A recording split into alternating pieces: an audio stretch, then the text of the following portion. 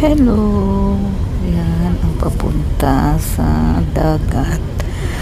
Yan kami niyan, pupunta kami ng dagat. Kasama ko yung amo ko at yung mga alaga ko. Binabaybay namin ang disyerto ng Kuwait. Mga kabembangers ko. O, diba? Bongga. Ang ganda dyan, guys. Alam niyo ba? Ang dami-daming mga andito yung planta ng langis.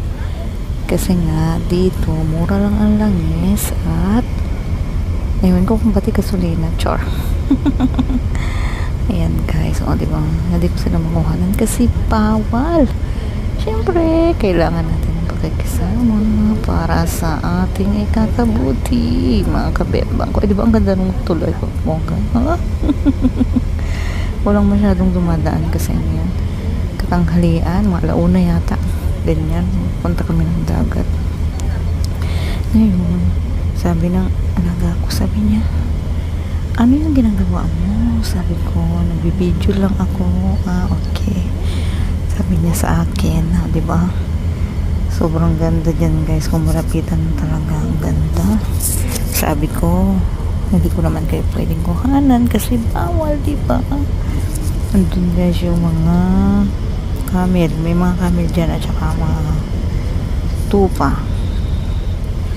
So, ayan, yan ko na lang hinarap yung camera ko kasi para makita nyo yung view, pero ano talaga siya, totally puro disyerto.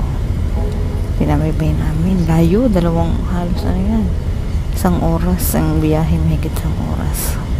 Pag ang takbo pa ay mahina, mabagal, matagal, 1 oras mahigit. Pero awa ng Diyos, ayan, nakarating naman kami ng maayos sa aming puntahan. Grabe, alam mo guys, kung diyan ka mapunta, naku, itapong ka dyan, hindi ka na makikita. Charot. Kaya mga kabembangers ko, mag-iingat po ang lahat. Diba, dahil mga daan-daan dyan, o aywa, o diba, may nakikita pa kayong mga tao, mga camera naman dyan, wala kayong makikita ang katapuhan. Yung mga ka-sister ko nandiyan yung mga kabayo at mga karnero. Diba guys, mga kabembang, o tara na at tayo ay pumunta dito sa desierto para bembang agert. Pag nabembang kayo dyan guys, wala na, hindi na kayo makikita dyan. Sobrang ano yan, sobrang lawak ng desierto na yun. Dito yan sa Kuwait. Malapit na kami sa ano, yung pinuhan namin malapit sa Saudi. Kaya, thank you guys. Love it.